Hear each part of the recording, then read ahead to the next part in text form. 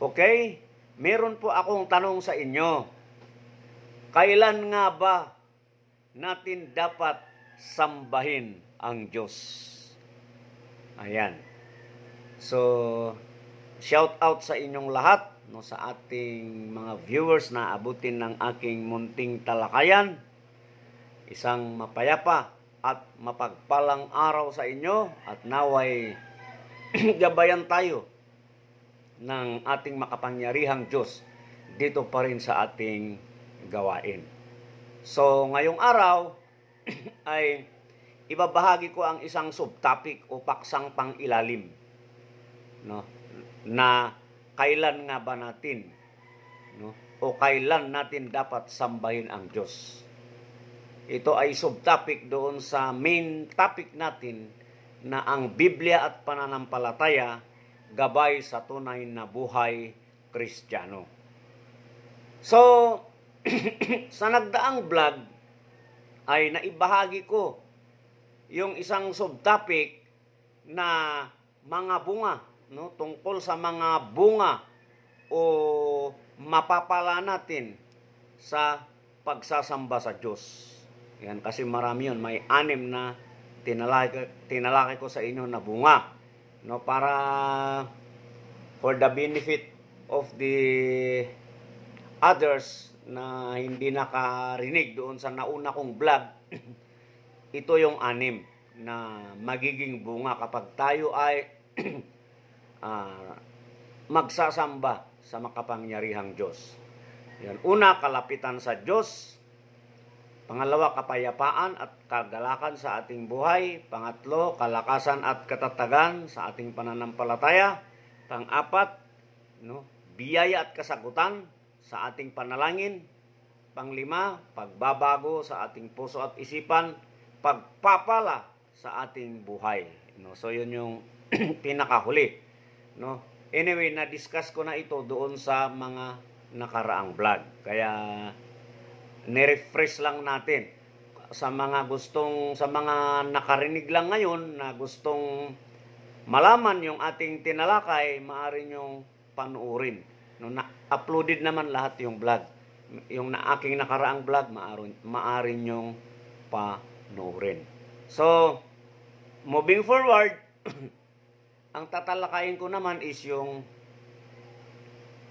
subtopic nga, di ba, na aking tinanong, kailan natin dapat sambahin ang Diyos? Ayan. So, meron din 6, no, na ibabahagi ko na magiging batayan, no, kung bakit. No, actually, 5 pala ito, no, batay sa aking pagsasaliksik at pagsisiyasat sa mga salita ng Diyos. So, ang una is sambahin siya sa lahat ng panahon. No? At all times, dapat sambahin natin siya. Pangalawa, sambahin natin siya sa hapon, sa umaga, sa hapon, at sa gabi. In other words, magkakaroon tayo ng daily devotion and worship. Dapat, no? Yun yung dapat. Pangatlo, tuwing nagkakatipon ang bayan ng Diyos, no? Anyway, ipapaliwanag ko to sa inyo as we go on. Pang-apat, kahit sa panahon ng pagsubok o kalungkutan, kailangan pa rin natin sumamba sa makapangyarihang Diyos.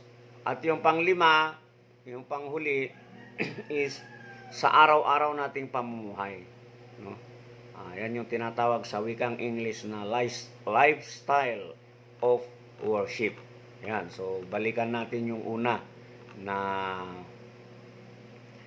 nabanggit natin. Okay, sambahin siya sa lahat ng panahon at all times. No?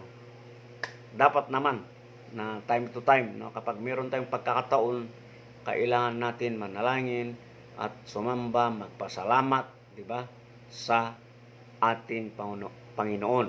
Hihingi tayo ng guidance, di ba? Divine intervention. Wala namang problema yon. Siyempre, lalong-lalo na kung ang lahat nating gawain ay iniaalay natin sa Kanya. Now, meron tayong mga batayan na ating nakita na magiging batayan, no, dito sa sinabi natin na kailangan sambahin ang Diyos sa lahat ng panahon. Basahin natin yung awit 34:1. No? Aking pupurihin ang Panginoon sa buong panahon. Ang kanyang kapurihan ay laging nasa aking bibig. So, malinaw naman, di ba? Ibig sabihin, walang oras o araw na hindi dapat sambahin ang Diyos, no? Kahit sa hirap, sa ginhawa, di ba? Sa lahat ng pagkakataon dapat patuloy nating sambahin siya, no? 'Yun yung ayon sa awit chapter 34 verse 1. Meron pang iba dito na verses at ang alam ko, sa pagkakaalam ko, meron pa akong hindi na research. Pero at least I think enough na ito, no, para mapatunayan na itong sinasabi natin is nakasulat talaga sa Biblia. Yan.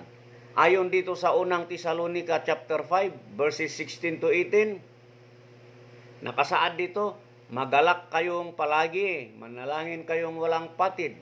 Sa lahat ng bagay ay magpapasalamat sapagkat ito ang kalooban ng Diyos kay Kristo Jesus para sa inyo. So, kahit sa mabuti o masamang panahon, no, ito ipinapahiwatig nito na kahit sa mabuti o masamang panahon, di ba? Bad or good times, di ba? Hinihikayat pa rin tayo ng Diyos na manatiling matatag at manalangin at magpasalamat, di ba? So, itong pananalangin kasi at pasasalamat, of course, isang uri o isang anyo pa rin ito ng pagsamba.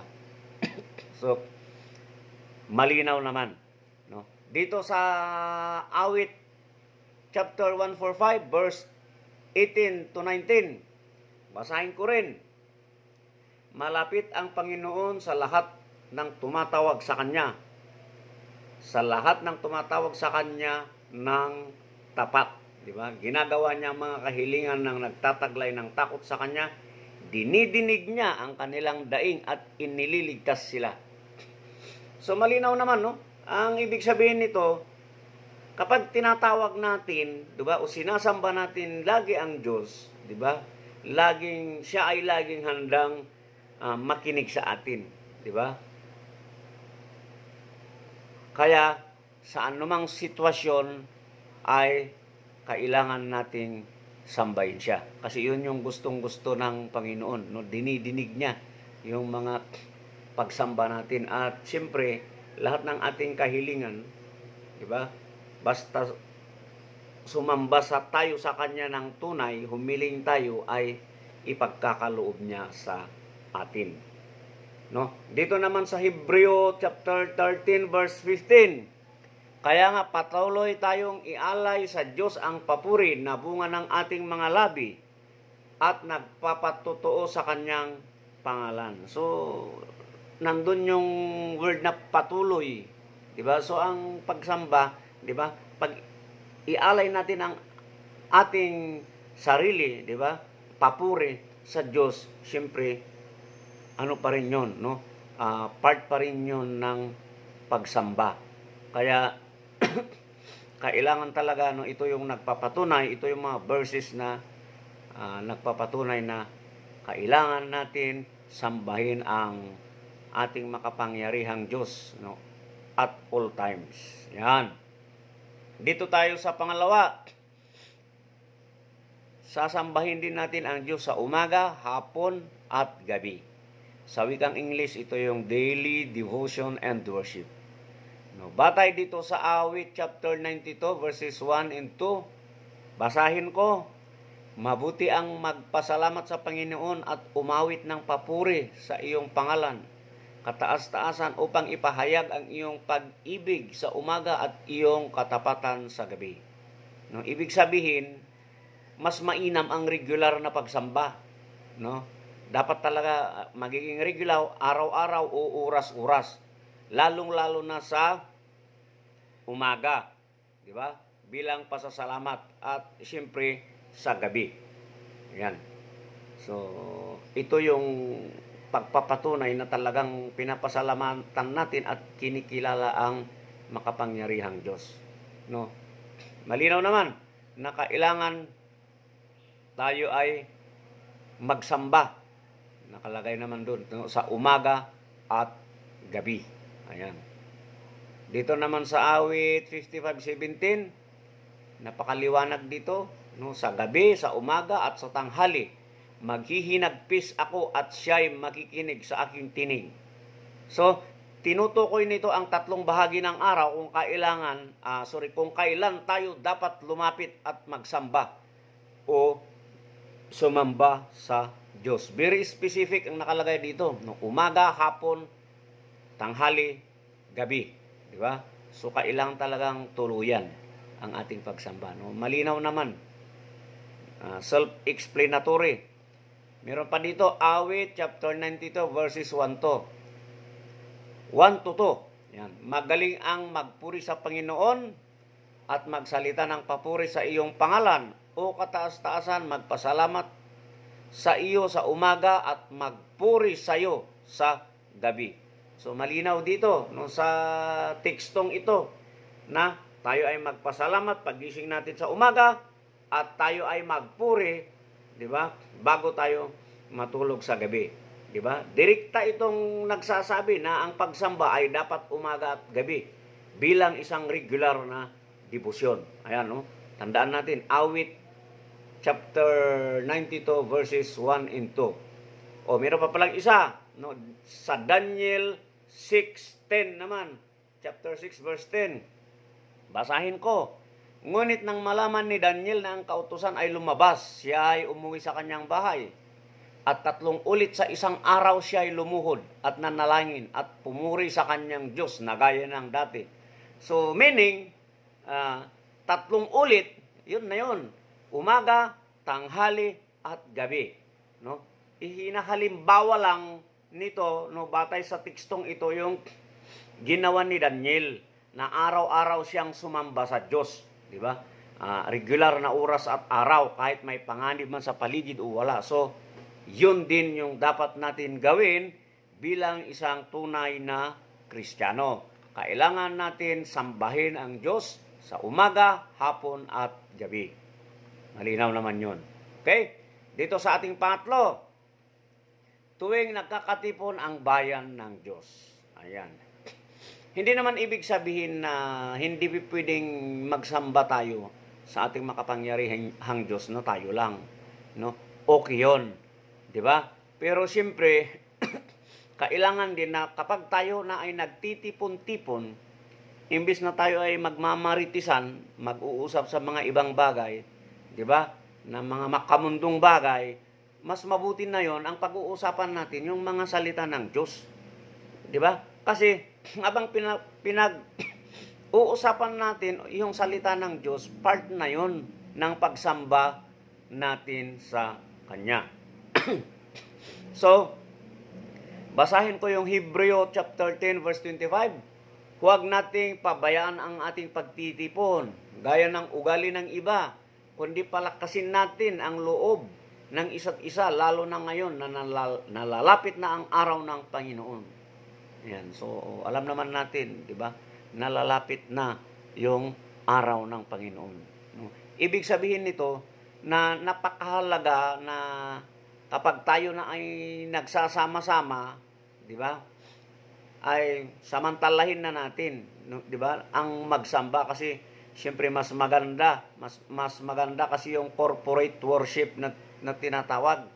Di ba? Mas marami tayo na nagsasamba, matutuwa ang Panginoon sa atin. Gaya ng ginagawa natin kada Saturday o Sunday, di ba? Na magsamba. Pero siyempre, balik tayo sa number 1 na kahit anong oras, no? Hindi na natin kailangan hintayin pa yung linggo. Di ba? Kapag mayroon na tayong pagkakataon, gagawin na natin. Di ba? Sapagkat yun ang nararapat. Okay, mayroon pa dito. Mga Gawa, chapter 2, verse 42. At sila'y nanatili sa pagtuturo ng mga apostol, sa pakikibahagi sa pagkain, sa mga panalangin, at sa pakikibahagi sa bawat isa. Di ba? Alam naman natin, sila ay nanatili, ibig sabihin marami. 'Di ba? Ipinapahiwatig nito, no? Ipinapakita rito na ang komunidad ng pananampalataya. 'Di ba? Yung corporate worship sa wikang English, 'di ba? Kung saan sama-samang pagsamba at pagtuturo ay bahagi ng buhay espiritual.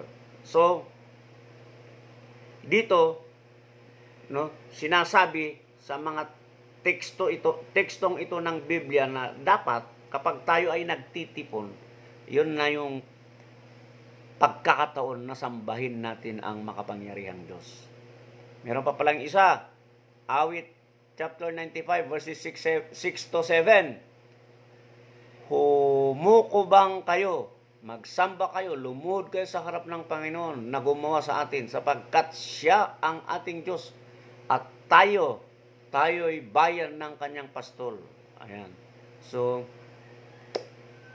ano pa rin ito? Pinapahiwatig pa rin ito, ipinapaliwanag pa rin ito yung pagtitipon, sama-samang pagsamba. Di ba?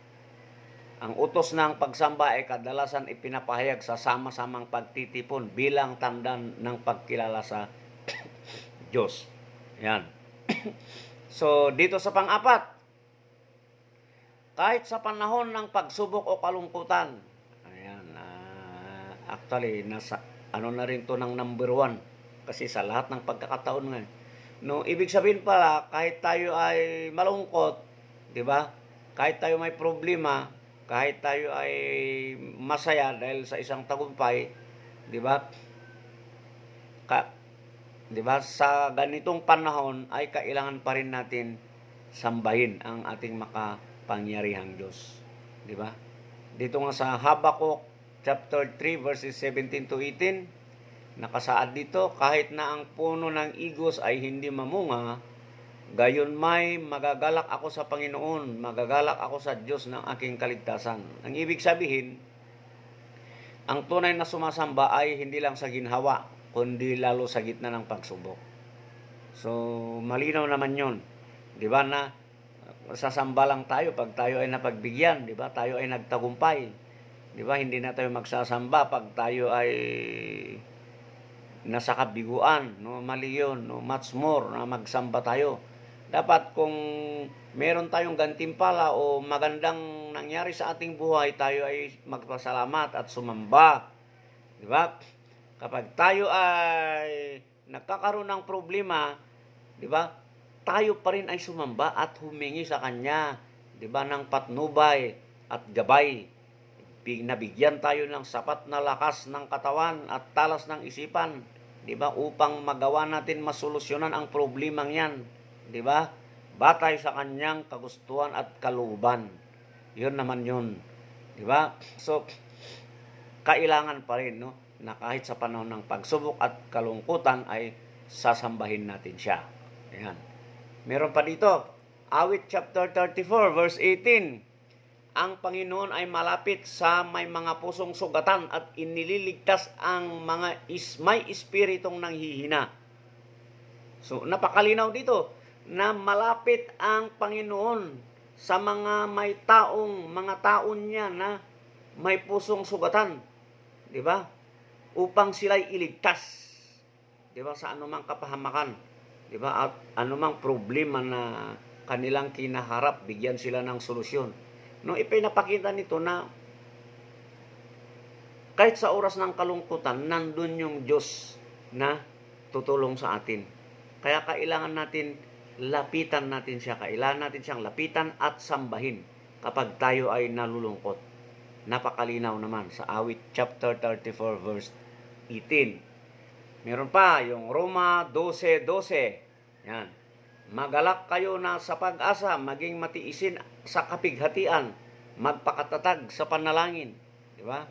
Yun din, ipinapahiwatig din nito na kahit sa panahon ng magsubok, hinihikayat tayo pa rin na manatiling matatag at manalangin. Kailan matibay yung pananampalataya. So yun, yung tatlo na nabanggit na yun, uri pa rin ng pagsamba sa ating makapangyarihang Diyos. So, Awit 42 verse 11. Dito naman, bakit ka nagluluhang o kaluluwa ko? Bakit ka nababahala? Umasa ka sa Diyos. sapagkat muli kitang pupurihin. Siya ang kaligtasan ng aking mukha at ang aking Diyos. Diba? So yun pa rin, ipinapahiwatig nito na kahit may lungkot, ang pag-aasa at pagsamba ng Diyos ay nagbibigay ng lakas sa ating espiritu. Diba? So, sa panahon ng kalungkutan, no, kailangan sambahin natin ang Diyos. Ayan.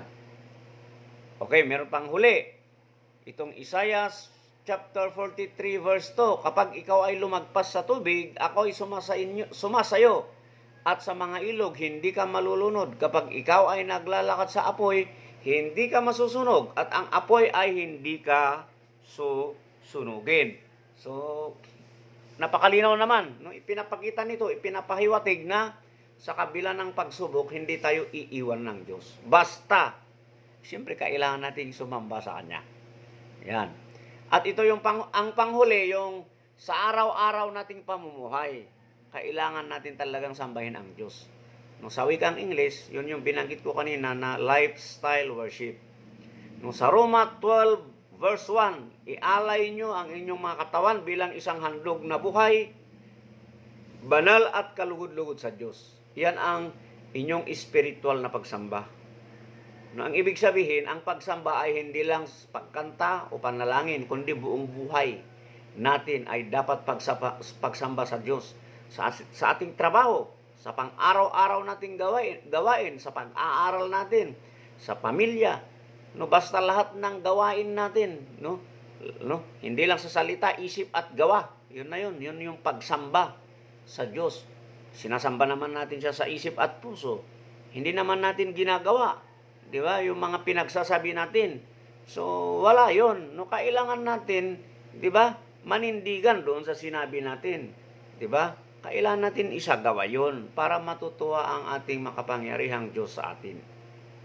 So, okay, dito tayo sa Kawikaan, no? Bilang reference natin. Kawikaan, chapter 3, verse 6. Kilalanin mo siya sa lahat ng iyong lakad at ituro niya sa iyo ang tamang daan. No? Ganun pa rin. Siyempre, ang pagkilala natin sa Diyos, form yun, no? Part pa rin yun ng pagsamba. Kaya, pinapakita lang nito na dapat isama ang Diyos, no, sa bawat aspeto ng ating buhay. Ang pagkilala at pagsamba sa Kanya ay hindi limitado sa oras ng panalangin lamang. Di ba? Kailangan talaga isa puso at isagawa natin ang pagsamba. Okay. Meron pa palang verses na sumusunod. Yung Colossus chapter 3 verse 17. Yan, at anumang inyong ginagawa sa salita man o sa gawa, gawin nyo ang lahat sa pangalan ng Panginoong Hesus na nagbibigay pasasalamat sa pamamagitan niya sa Diyos Ama. So kahit simpleng gawain sa trabaho, di ba? Kailangan pa rin natin sambahin ang Diyos sa pamamagitan ng intensyon, pasasalamat at siyempre yung pagsasagawa sa mga mabubuting gawain na naaayon sa Kanyang kalooban. Ayan. So, yung isang teksto, ito na yung huli. Okay, na reference natin. 1 Thessalonica chapter 5, 16 to 18 verses. Magalak kayong palagi, manalangin kayong walang patid. Sa lahat ng bagay ay magpasalamat sapagkat ito ang kalooban ng Diyos kay Kristo Jesus na para sa inyo. So, ang panalangin, ulitin ko, panalangin, pagsasalamat, di ba? Pagpapasalamat, di ba? Paghingi ng guidance o tulong, di ba? Ay form ng pagsamba sa ating makapangyarihang Diyos. Kaya dapat natin ituloy-tuloy ito, di ba? Hindi lang sa espesyal na okasyon. Kailangan magiging regular at tuluyan, di ba? Kaya nga, gaya na nasabi kanina doon sa naunang rason na present natin, di ba, is at all times na sambahin natin siya. So, i-recap natin, di ba? I-recap natin yung mga naibahagi natin. Okay.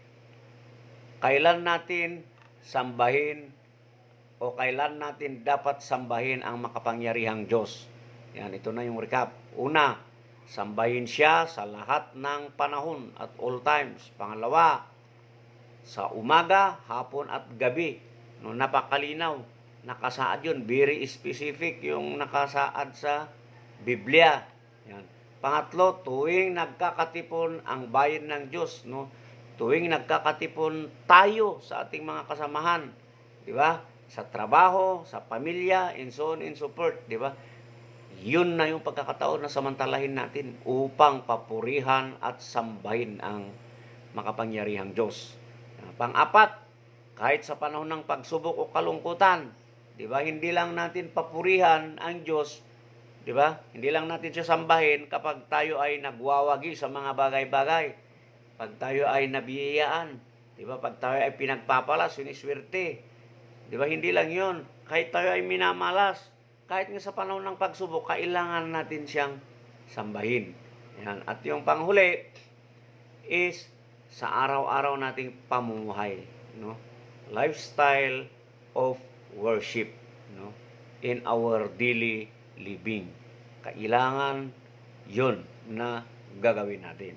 Okay, so malinaw naman na kasi Tagalog naman, almost halos binasa ko na nga kasi nandyan naman na. Ano pa ba ang ipapaliwanag natin, di ba? So hopefully meron kayong natutunan na aral dito sa aking ibinahagi. So next time, next topic pala ay ibabahagi ko sa inyo yung isang subtopic na kailangan bang pumunta sa simbahan o kapilya kung sasamba tayo sa Diyos. No, ito ay very interesting din. No, meron na rin akong nakitang mga tatalakayin natin, mga issues, 'di ba? Mga usapin, 'di ba? Tungkol dito para magkaroon tayo ng kalinawan at kaalaman. So hanggang sa muli, isang mapayapa at mapagpalang araw.